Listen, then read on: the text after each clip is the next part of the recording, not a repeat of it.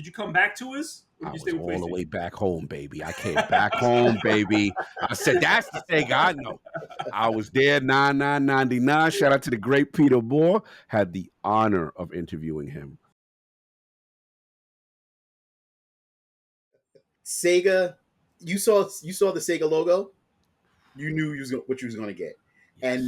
and that kind of generated to the Genesis or the Master System, because when they started porting their arcade games to home, you was like, oh, I'm going to play this at home now. Yes. Oh. And that's how I kind of became more of a Sega fan than a Nintendo guy, just based on the arcade. Yes.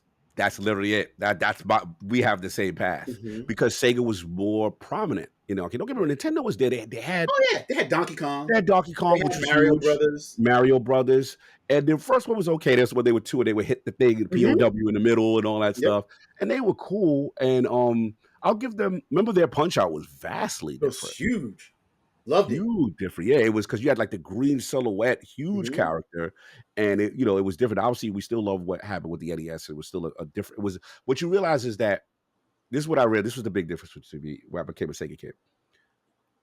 I felt like Sega came the closest to trying to replicate when it came to the home console, whereas Nintendo kind of reimagined a lot of that stuff, because I'm assuming they couldn't really do a Punch Out 1-to-1. They couldn't do a Double Dragon. I remember, shout out to my boy Solve, he had Double Dragon for the Master System. He was the only one that had actual two players. The NES version was like a completely single player reimagined game that wasn't the arcade, and I was just like, it's not really the spirit of what I played in the arcade. So that's weird. What you say, that was the direct link, and why my Sega ties ran deep, because they were really prominent in the arcade. They had that stuff, that they eventually brought it in with Master System, and then that amazing shirt that Matt has on. We're gonna talk about that console. I got to pop off. I got to really talk. Well, we're going to get there in a minute. Okay, I just want to say this, Cog, if you want to throw up in your mouth one day, go ahead and look at the Atari 2600 version of Double Dragon. Go check it out if you've never seen it before. It is hysterical. Awful.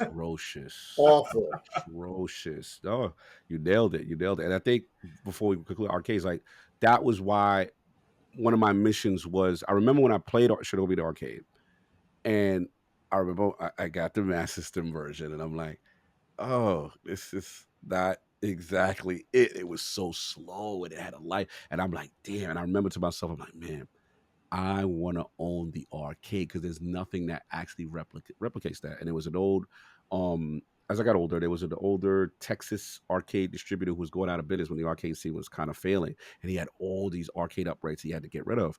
And I remember he's putting them up on eBay for like $150.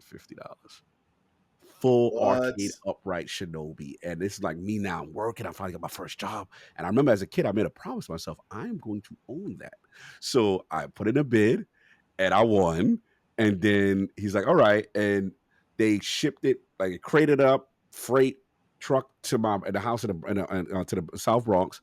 And then they just left it outside. And I'm like, wait, you got to take it up inside my house. They was like, no, our job's done. The rest's on you. I was like, what? So I had to call my cousin. I'm like, yo, Shinobi's here. Can you guard the machine? Then I had to call movers. And then they had to move it up 3 flights of steps. And then to this day, I don't live in the Bronx anymore, my mom, but to this day, my mom was like, when are you going to get this damn arcade thing out of this house? Because I still have that. And I want to give a shout out to another arcade game that I feel Shinobi was inspired by. I don't know if you remember this one, Wes. Remember Rolling Thunder? I love the James Bond based game. Love Rolling Thunder. If you really look at Shinobi, because I found out, I did some research from the Shinobi devs, they were inspired by Rolling. Remember, Rolling Thunder had to jump up and jump down mechanic, jump up to the railing, and then it had, the guns, one hit. Yeah, Rolling Thunder was amazing. So I have Rolling Thunder, arcade upright full, and I have Shinobi. Those still two. Nice. She's telling me to get them the hell out of there, and I'll put them in storage, and then once I get my house situation situated, then I'll put them in the new spot. So that's what's going on. Nice. That's the one thing I'm like solely disappointed in is Rolling Thunder 1 never came to home console. Never. You're right. And then 2 and 3 came. They were good, but they were like co-op. They were Correct. good, but you're right. Number 1 never came to a console. You are Mm-mm. absolutely right. That again, that's why those 2 games really meant so much because eventually Shinobi did come, but it took years and they were very bad ports of Shinobi 1 that really frustrated me as a kid, as a techie, it used to bother me. I'm like, this is not what I played. This is not the arcade, and that's why it meant so much to have it. Now, finally, I believe was it Xbox It was 360. close. It was It was coming, close. came close. Turbo had a version that was close, but I would say because even Genesis, they went straight to Revenge of Shinobi. Mm-hmm. No one, and it was years before I got an arcade perfect Shinobi. I suffered a long time, but meanwhile, I had the arcade to keep me through it. But yeah, I totally get where you're coming from as far as ports and stuff. So the Master System. You have ports coming in from the arcade. We got Shinobi coming in there. We got Outrun Mm-hmm. coming in there. How? Let me ask you this, just an over the top question before you can jump in and take it any way you want. How satisfied were you with your Master System purchase? I love the Master System, man. The Master System was really cool. It was more powerful than the NES. Remember what was it they used to call the Sega card? What was it? There was a name for it. It was a card. It took cartridge, but it also Mm-hmm. took like a card. Like the little cue cards. Yeah, like the cue card, right, right. And I remember having a game called My Hero and a couple other games for it.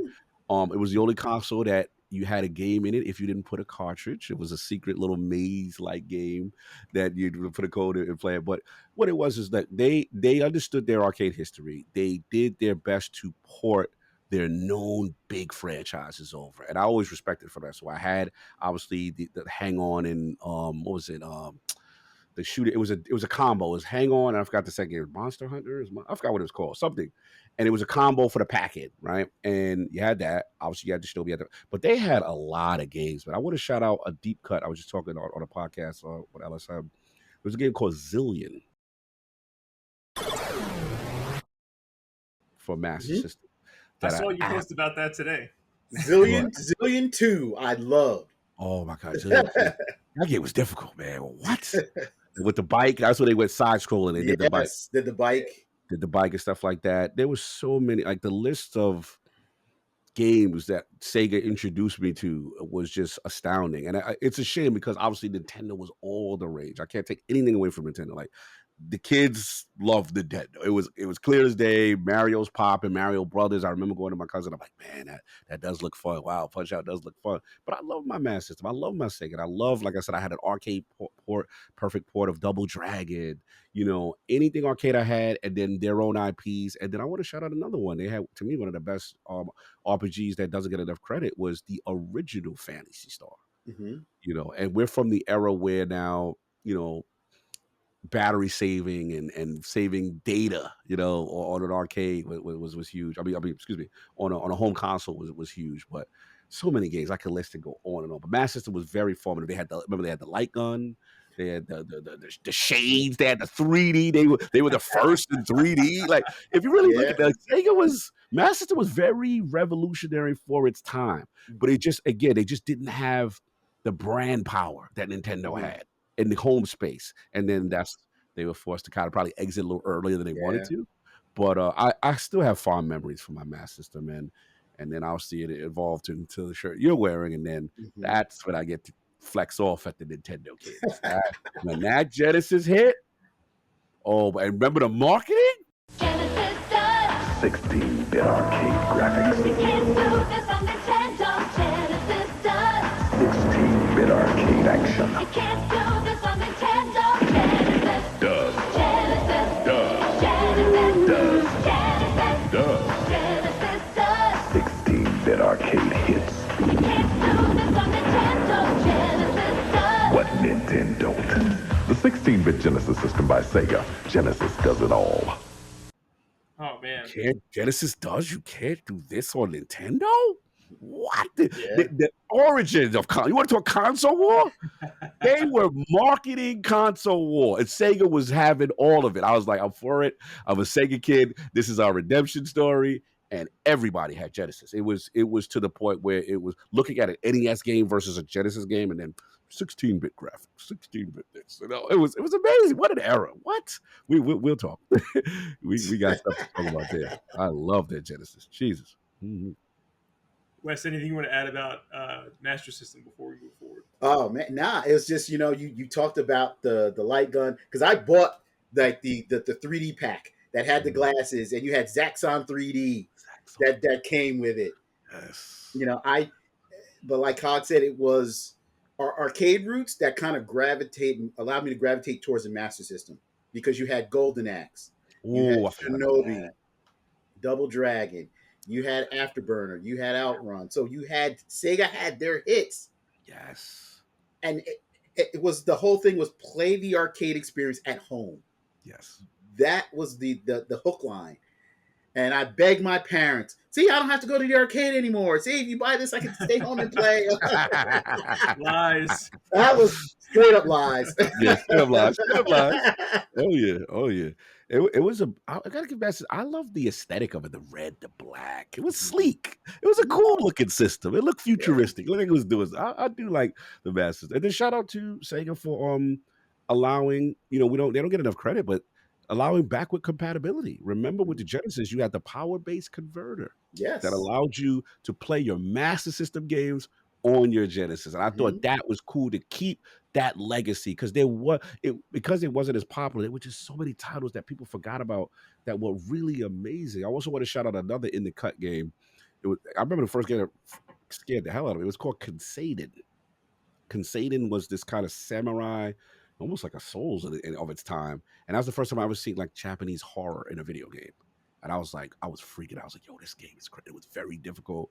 But they just had these unique, cool experiences. I'm glad you shout out Golden Axe, though. I forgot about Golden Axe. That was huge. Huge for say. That was a massive title that came over as well to the Master System. Yeah. I wasn't even aware the Golden Axe was on Master System. I thought that was just on Genesis. Yeah. Because they used to try to keep that base alive by still trying to downport, a lot of the big games that really were meant for the Genesis to handle, but they understood they were still a Master System base, so they would try to still give ports here and there. Makes sense. Mm-hmm. So then Genesis, or Sega, let's say, Sega hires, what's his name, Tom Zielinski? Genius. Like the most genius move Sega ever did. Obviously, he was in charge of like marketing the system in North America. To Cog's point earlier, I mean, they made Nintendo look like the kiddie system, and at that time, I was getting to be an older kid, and I ate it up. I ate that marketing straight up. I was like, all right, time to graduate from Nintendo. Give me this Genesis, and I was very happy with my decision. Like Super Nintendo is great. There's a lot of great stuff on there, but Sega, the Genesis particularly, owns my heart. Such an amazing system. I mean, again, begged the parents on that one, and I never forget. What I always like about launch titles is you get to see the potential of the system. And I remember, remember this game called Last Battle? Last Battle, yeah. Yeah, I remember seeing it and was like, yo, look how big the sprites are. Look how big the character is. Oh, my God. Nintendo had all these little figures like this, and you got this big brolic guy. Come to find out, they actually stole the history of it. It was really a Japanese anime called Fist of the North Star. Fist of the North Star. I'm thinking that game was the original game and Fist of the North Star was the ripoff, and it come to be the other way around. Yeah. They Americanized it, changed the names and whatever, but the art style was amazing. And I remember when he buffed up, ripped the shirt off, and that game was amazing. Was it too brutal? It wasn't too brutal, but it was a physical fighting kind of beat 'em up kind of game. I remember seeing it jump up with that. Obviously, Revenge of Shinobi. I'm like, wow, this. Okay, you got thoughts on Revenge? You know what? No, before we go into Shinobi, because we're going to talk a little bit about Shinobi. Let's go. But we're talking about arcade and bringing the arcade experience home. How can we forget about Altered Beast? Ooh, Rise from Come on, your grave. Oh yeah. The packing game for the Genesis. Yeah, Altered Beast. Altered Beast again. Big sprites, huge characters, and co-op, 2-player co-op, right? You had that going on. The cinematic of the transformation, taking up a full screen. You turn into the wolf. It was just everything was just graphical fidelity, and we weren't experiencing anything like that prior to that. Everything was kind of smallish and simplistic, and now you're seeing these big bombastic titles on the screen. Yeah, Altered Beast has to get its flowers from that. Packing game, we got that. Man, I remember, obviously Fantasy Star 2. That was the first 6 mega cartridge. I was like $79. And I'm like, man, you know what I'm saying? It came with a booklet. I was like, wow. And I remember Strider for Genesis, the first 8 mega. That's when you started to learn about the size of games, or the 8 mega cartridge. Oh, man, you know what I'm the saying? 16 bits of the 16-bit high definition. High definition graphics. High definition. Bro, they were marketing the hell out of this power. The Sega Genesis has blast processing. Super Nintendo doesn't. So what's blast processing do?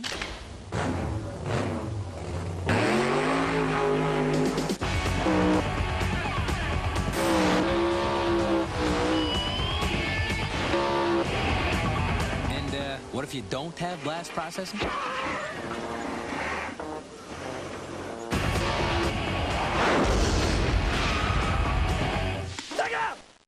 Like they knew what they were doing. They retooled. They took the lessons from the Master System, and they really brought it to Nintendo. And it became, that was to me, we'll get into Dreamcast and all that stuff, but Genesis to me, I know Dreamcast people say it was probably the best, but I can make the argument for Genesis just based on longevity alone. Genesis did so much thing, and I was just blast processing, and how can we forget Sonic? Oh, yeah. The debut of Sonic the Hedgehog, we didn't see characters moving around that fast, the speed of the game, really fantastic stuff. And yeah, man, Genesis had they had the marketing, but then they started to get the third-party support. And another inflection point was, we talked earlier about Mortal Kombat. Remember Mortal Kombat with the blood on Genesis, game changer. We're the mature system. We don't censor you. We allow decapitation and blood. That was a deciding factor for kids on what version to get. I remember they were like, yo, Genesis got the blood, fam. Genesis got the faked out. You like, what? Okay, this is where we're going, kind of thing. They just had a run. It was the perfect storm of again, IPs, graphics, power, control, marketing. And I felt, at least in my area, the kids, they switched sides. The non-Nintendo kids became Sega Genesis kids very quickly. And I remember it being a really cool era. I mean, this was important to me because it made me switch sides, to your point. And this is when I probably really became like a non-inclusive gamer, where I'm like, I just have one system. Eventually I just was like, well, I don't really care who's making the games as long as they're fun. Like, so I went from being a Nintendo fanboy to being like, dude, I just like everything. Well, I was probably a little bit more of a Sega fanboy at that point, but as I got older, it was like, I don't care. I just want to play good games. I don't care who's making them. I just got to play the good games wherever they're at. I must confess, my Sega fandom I was obnoxious. I was not a good person during those times to Nintendo kid. Look, I suffered, man. I felt I was bullied. I was the only Sega kid in the South Bronx that had a Master System, and everyone had NES. Everyone. So it was like, damn, I get it, but Genesis was kind of like during my fanboy era. That was my pop off. I felt so proud. They had so many games. I also want to mention sports. I mean, sports was massive on the It was massive that whole era, but I mean, Genesis owned sports. Owned it. Oh, that was another factor, because I remember seeing the Super NES versions of a Lakers versus Celtics or a Bulls versus Blazers, seeing the Genesis version, and I don't know what it was about the ports that it couldn't run well on the Super Nintendo. They were almost different games. They were. And yeah, like, bro, like if you love sports, EA Sports, it's in the game. And remember, the Genesis one had a very distinct cartridge with the yellow tab. Oh, the EA, those are the EA games, the EA yellow tab games. And those games, bro, I remember, again, Lakers versus Celtics, games having the NBA license, the players in them, and they just ran so well. The competitive games we played. And then remember, Sega themselves even put their name in the hat. Let's give a shout out to Sports Talk Football. What?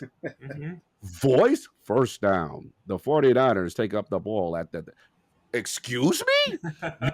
You're doing a full-on commentary for a sport that was mind blowing at its time. Yeah, it And was. the graphical fidelity with the side to side play, how big the Mhm. sprites and the characters look. They took their hooray into Pat Riley basketball. Remember the cinematics, kind of taking the double dribble Yeah. formula, but then blowing it up to lifelike. Everything was big and bombastic with Genesis. It was just amazing. But I love that you said sports, man. I forgot how impactful, because if you were a sports fan, Genesis was by far the NHL series. I remember getting into NHL because of the Genesis game. I was just like, wow, I'm learning this hockey game. This game it's fun as hell. Like, yeah, shout out to the partnership with EA, Sega's commitment to making their own, the Tommy Lasorda baseballs, the Pat Riley basketballs, Joe Montana sports star football. And they even had a marketing campaign where they would have the celebrities say Genesis does. Remember they had Pat Mhm. Riley and Buster Douglas Joe and like all these celebrities that they signed in conjunction with their sports division to promote how they were better. And then it was a crazy time, man. What a time. EA also had like their spinoff Mutant League Hockey and Mutant League Football were classics from that era. Mhm. And then Yeah. the superior version of NBA Jam also resided on the Genesis. Like NBA Jam was a pinnacle game for me, and I played the hell out of that Genesis cartridge. I might have tossed it a couple times across the room because that had a bad rubber banding effect. When you're up like 30 points and you lose with like 3 seconds before, but it's Oh. okay. I remember. It's okay. Yeah, shout out to the acclaims, right? Acclaims and midways in the arcades that finally brought that bad boy home. Yeah. And NBA, we forget how big NBA Jam was in both the arcade scene Oh, and in the console it scene. was huge in the arcade. Yeah, Huge in the arcade. He's on fire. fire From downtown. downtown. It was such a good pick up and play, game. The fun factor was there. The Mhm. bombastic spinning, the 360 craziness, the shots, just the animation when you get on fire, you see the ball on fire go through the hoop, the arc, the huge man. It was, yeah. I want to give Acclaim midway how much dominance they had in arcade and then home console. They really shaped. I miss them, man. Like they were huge how they shaped the seed of gaming. We talked earlier about the camaraderie in the arcade. NBA Jam was one of those titles that you and your friends would play, either together or against each other, but you Yes. played together. Together. Absolutely. Good call out. Good call. I love that one. You got to use those cheat codes. Get Bill Clinton in there and all these other random people. Hell yeah. Oh man. Such a perfect port to come over to the Genesis and yeah, those games just printed money. Now, what standout fighting games do you guys remember from the Genesis? Are there any ports that were really good or like individualized games that were a pinnacle for you? Yeah. Eternal Champions. Ooh, good one. Good one. Now, it wasn't the best. It definitely wasn't the best fighting game, but it was Sega's attempt to use their 6-button controller, because we knew Street Fighter was coming.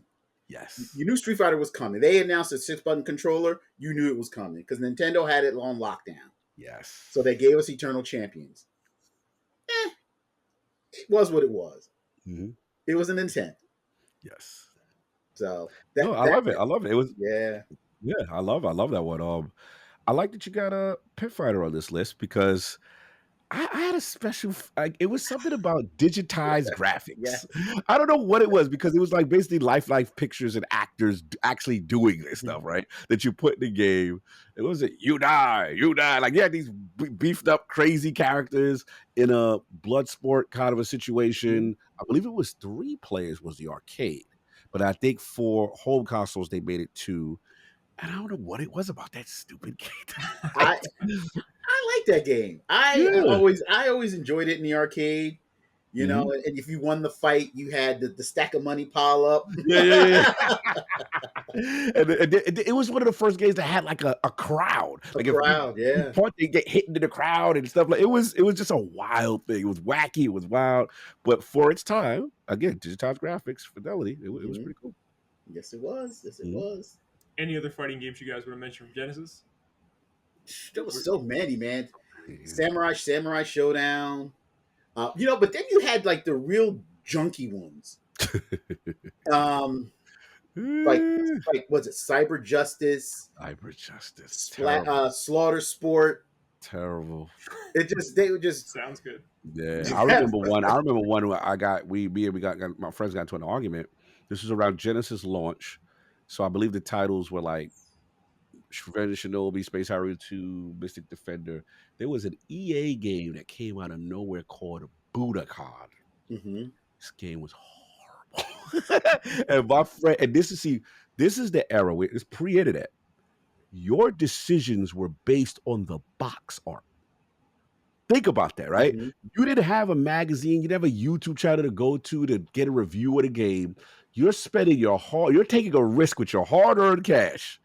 I'd be like, damn, I don't know which one. And you look at the box. Sometimes the box art looks so cool. And you'd make a very uninformed decision and buy something that was bad. And I remember Budokan being one of those. And my friends got ripped for buying that. I was like, oh my God, it's so terrible. But yeah, shout out to Budokan from EA. And then Virtual Fighter for the Genesis, awful. It was. I They don't took even want to look at it. It makes me want a to puke. 3D concept and turned it into 2D. It was awful. Oh, yeah. They tried. They tried. That's when we started to realize the harsh realities of console ports and not being one-to-one, and what was literally under the hood of the machine was just not capable of doing that. No, not at all. Well, by this time they would start transitioning into things like 32X, Sega CD. Mm-hmm. We're not going to touch on those today. We don't have the time to go through all these consoles. Plus, there's really obscure stuff on those. Like come on, who really cares about the 32X? Who's out there saying I have to have a 32X? I need to play these games. Come on. I agree. I wasn't the biggest fan of that era, but I know people that stood strong. Sega CD is definitely better than 32X, but just for the sake of the conversation, we're going to move on to Sega Saturn now. So talking about virtual cop, virtual fighter, those sort of games. Wes, I'm going to have you kick this off because you have the most, knowledge and nostalgia probably for the Saturn. So where would you like to go first? Oh man, I love my Saturn. That surprise launch. Yeah, I remember. Wild. What? Surprise launch with 5 games. So I was working at EB. Ooh, you had the inside. I was working at EB. My manager was at a conference and he said, because we had the little book where you would just write your name, and if you were, that was your reserve. He said, "Hey, were you serious about getting a Sega Saturn?" I'm like, "Yeah." Why? He said, "Because they're drop shipping tomorrow." What? I'm like, "Really?"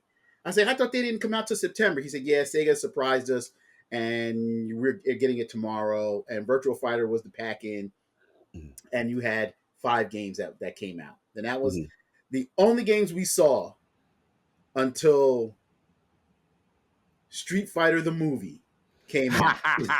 Oh my God, that was horrible. That was horrible. You just took me back to a dark place. I forgot about that. Wow. I mean, these are the darkest times of the Sega's existence in my opinion. Yeah. It was, but it took Sega a minute. Like Sega in Japan was huge. They were the king. But then you had Sega of America, and not so much. It took them a minute to really get their legs and show what the Saturn can do. As far as 2D fighting games, you couldn't touch it. You couldn't touch it. Yes, 100% on 2D. You're 100%. I have to admit. I don't have too much to add. I think this is a segment Wes is going to kick me off the show. But yeah, that's when I kind of betrayed Sega. Oh, I didn't know this about you, Cog. So yeah, but you had. I do know where he went. You had Virtual Fighter 2. He went to Sony. Right there for Tekken. He went to That's Sony. What he did. I'm making assumptions. You nailed it. Bro.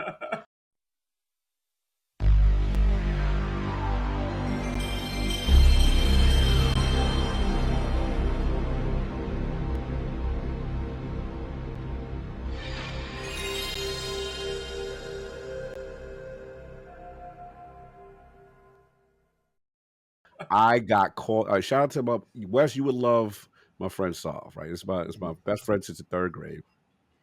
I made him a Sega kit. Let me tell you how that happened. Because what happened was, this is Master System era and NES era. And he's like, God, birthday, the parents said I get whatever I want.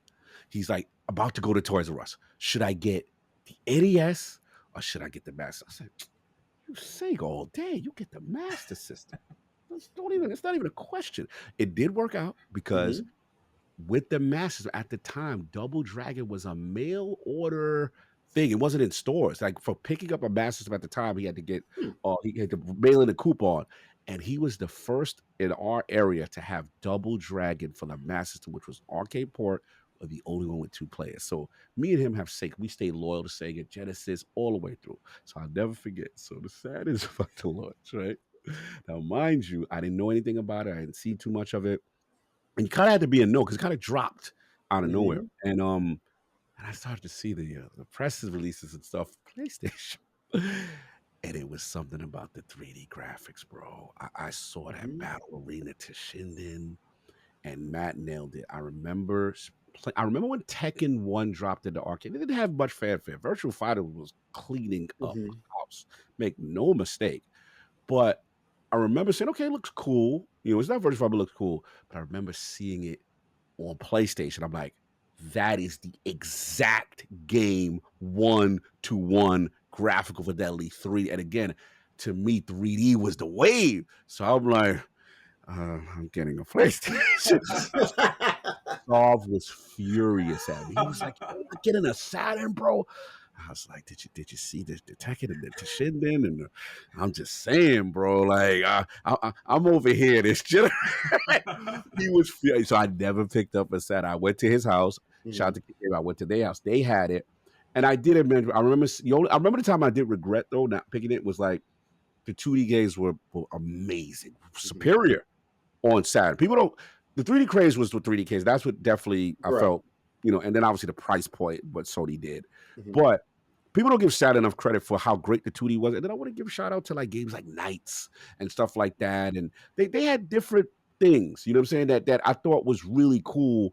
And the art style of the games of 2D was just so far superior to play. I will give it that. But yeah, I was I mean, I hear you. I wound up buying a PlayStation 2 because I loved games at that point. So I had a Saturn. I loved it.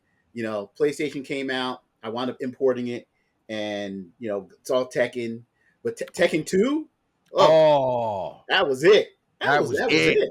They were out of there. When I saw Tekken 2, I was like, again, 1-to-1. Now the gap has bridged, and that's what I learned. Namco and the System 11 board, they mandated that to be in the PlayStation because they were working hand in hand with Sony as far as their console. So that's where they bridged the gap with the console. It was literally the same tech. I was like, that's it. And my dream was always having 1-to-1 arcade kind of ports, and that's what PlayStation was able to facilitate. But Tekken 2 was amazing. Wow. Yeah. But as far as like Saturn fighting games, like you said, the 2D was top notch. You had Children of the Atom. It was almost arcade perfect. Yes. You had Street Fighter versus X-Men, almost arcade perfect. So their 2D animation stuff, right, I thought was 1-to-1 to the arcade. Yeah, granted, it was missing maybe a couple frames here or there, but compared to the PlayStation, Saturn was where my 2D fighting games stayed. Right. Yeah. So I went back and my friend had a Saturn. That's my experience with it back in, what was that, 95 that it came out. And he got his brother actually got a Saturn, but he was allowed to play it. So I would go over there and play with him. And I was like blown away at the time. I was like, this is awesome, man. We played, it was a baseball game. I don't know what the hell game it was, like ESPN Baseball Tonight, I think is what it was. Okay. It was awesome. There was like, I guess they were kind of like digitized cutscenes and stuff like that, where the dude from ESPN at the time would be like announcing the game. It's like it was incredible. Yes, and I was like, man, I got to get one of these, and I'm actually glad that I didn't. As weird as that sounds to say, because I would eventually get an N64. Yes, I didn't have. I got a PlayStation later, but I got an N64 first, and this was the point in my life where I almost left games. I was like, I don't know if I'm going to keep doing this or not. And then I played Mario 64. And the game, I was it. I had to have an N64. So that's where I went from there. But what I will say about Saturn, there was one game he popped in that like blew my mind the first time I played it. This to the arcade perfectness. Let me just tell you guys about Daytona.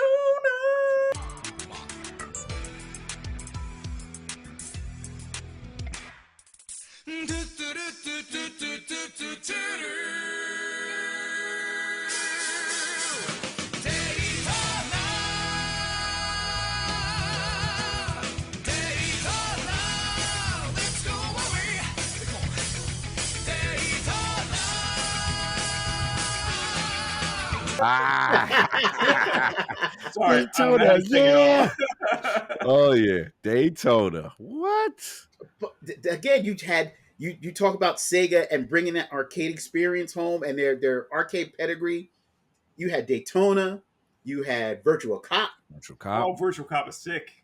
Yeah, yeah. you had House of the Dead, Yes, So, but yes. Daytona, just again seeing that in the arcade and playing it at home, and it was like, what?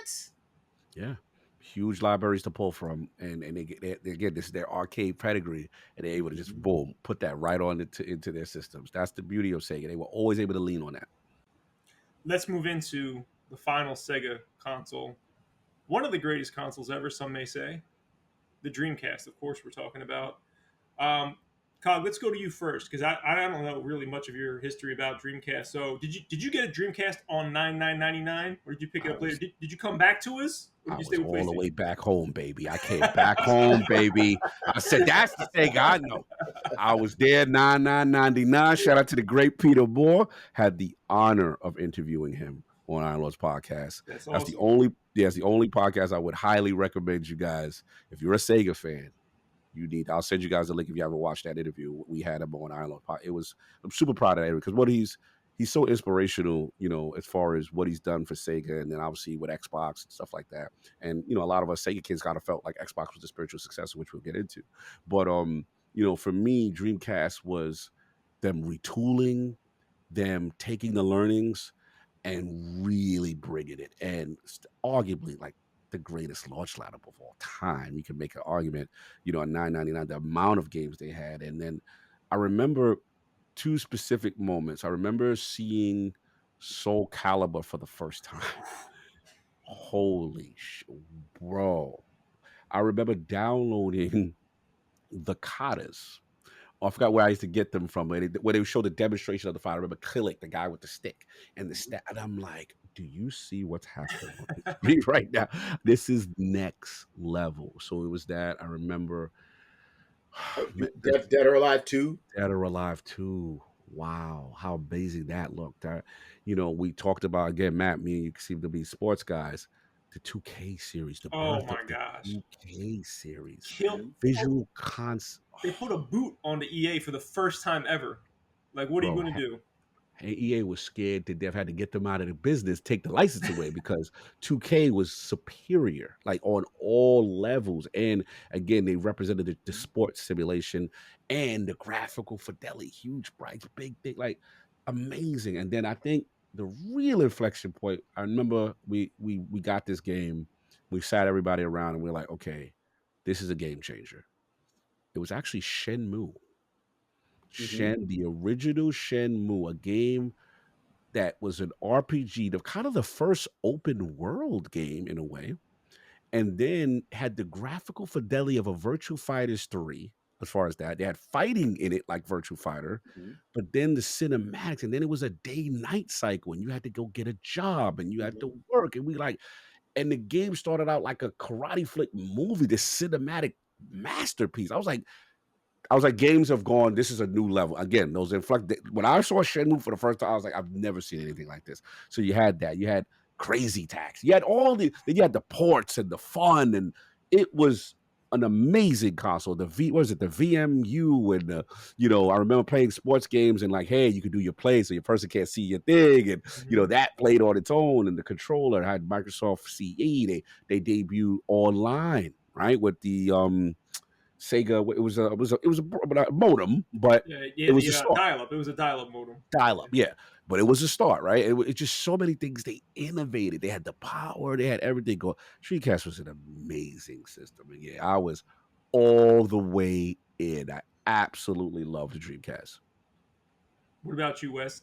I don't have to answer this question. I know you were there 99.99. So, what did you pick up? What do you want to say about it? I was there prior because I wound up importing mine. You know, there was Ooh, there was a couple game shops at the time that game shops were popping up now in New York. yes. You know, and I frequent quite a few of them. So I Mm, wound up importing my Dreamcast prior nice. to the American launch. Question, Wes, did you ever go to Penguin Village? Or was Yes. familiar with that? Oh, okay. So we have a Penguin Village alumni. Yes. So basically, Yes. Matt, it was downtown, I believe, like around Canal Street, Chinatown. There Hmm. were a couple of import stores there that were kind of known for getting, again, stuff a year early, because the way the cadence was, usually Japan would get the consoles and the things probably a year early Hmm. before American release. Right. So I you remember could get that. a PlayStation a year ahead, a Dreamcast a year. Like that's what Hmm. the cadence was before it came to the states. And you just obviously you had to deal with Japanese text and manuals and fiddling around on these things, Hmm. right? And non-English things. But if you love gaming, you paid a little bit more. You paid probably a lot more. But if you wanted it first, that's the place to go, and you'd get that stuff. Wes, what else do you want to talk about with the Dreamcast? Was there any arcade games that were, really important to you at that time? Yes, they had like one of the biggest fighting games of all time, and it was, I want to say, an arcade perfect port, which was Marvel versus Capcom 2. Oh, that's a great bring up. Ooh, big That one. that was huge on the Dreamcast. Huge. Huge. You did. That was pinnacle right there. It Pinnacle. was. Yeah, yeah, absolutely. And they have such a great port of it. Hmm. And again, I have to give Saturn its flowers when it came to this 2D fight. Like they were just by far superior. It wasn't close because I remember at that time, me and my cousin, we used to compare versions and stuff. We'd be like, yeah, the 2D is actually way better on Saturn Hmm. for sure. Yeah, but then on the Dreamcast, you had the arcade stuff again coming home. You had Mhm. Power Stone, seeing Power Stone in the Pinnacle. Oh arcade, yeah. and then seeing Power Stone on the Dreamcast Oh, was amazing, amazing. yes, yes. Virtual Dreamcast, Fighter, Virtual Fighter 3. Virtual Fighters, yeah. Seeing that Dreamcast. in the arcade, seeing it at home. Mm-hmm. Dead or Alive, seeing it in the arcade, seeing it on again. It's like you can go on and on and on, and the arcade to home version was really, really close, if Really not close. identical. Yeah, absolutely. No, you nailed it. And I remember we had Peter on. He said the only regret he had, because we were like, a lot of people say Field Dreamcast, and arguably so, is the best Sega system they ever made. I could totally understand the argument.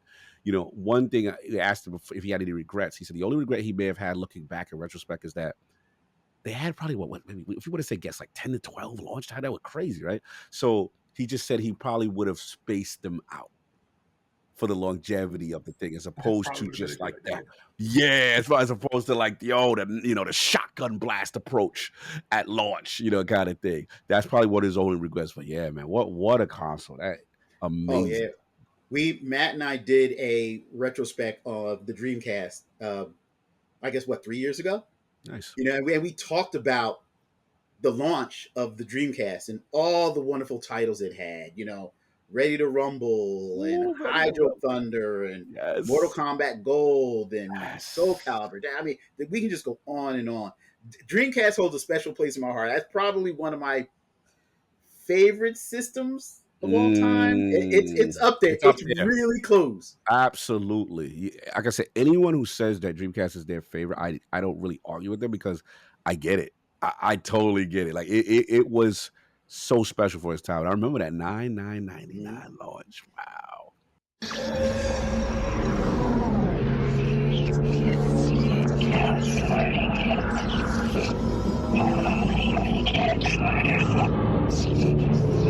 It's thinking. Crazy. Yeah, yeah. How did that line up? Yeah. We talked about Street Fighter, and the Dreamcast had probably one of the best 2D versions of Street Fighter. When we're talking about Third Strike, Oh yes, yes, yes. Street Fighter 3 Third Strike, Third the Strike. Mhm. animation was top notch. The blowback of the geese, when Ken Reed threw their fireball, it's just loved it, loved it. Hell yeah. Hell yeah. Next level stuff. But we can all agree that Blue Stinger sucked. We were all sold a bag of goods and it didn't deliver. We all know that. I ain't gonna fight you. I'm keeping quiet because I Yeah. really like the Stinger. It's all good. It's all good. What you don't know about Wes is that Wes likes everything. So if Wes says a game is bad, it is like bottom of the barrel. Okay. Like there's like Got it. stuff burning from the highways. Like that's the level that we're talking about. If Wes says the game is bad, Yeah, it's Look. not functional if you don't like it. You know what? Blue Stinger, when I imported Blue Stinger, and I was like, oh my God, look how clean the graphics look. And then just I don't know. I enjoy Blue Stinger. I Yeah. really did. But Sometimes me. I'm that way with it's something about launch titles for me, right? Because I feel like when you get a new console, it's a wonder of what how the hardware is shown off, right? So there's some games that I know that I like that are really not great overall games, but it's because they were packed in with a new system to showcase the power or the abilities of the new system. Sometimes I tend to have a little bias in favor of said game if it's a packet thing. You know, say like I said, I remember when I talked about Last Battle. That wasn't the greatest game, but I remember how I felt at that time seeing something like that I've never seen before. So I think I kind of have a little bit of a scale if you're around the launch window and I feel you do something kind of creative or cool or fidelity wise.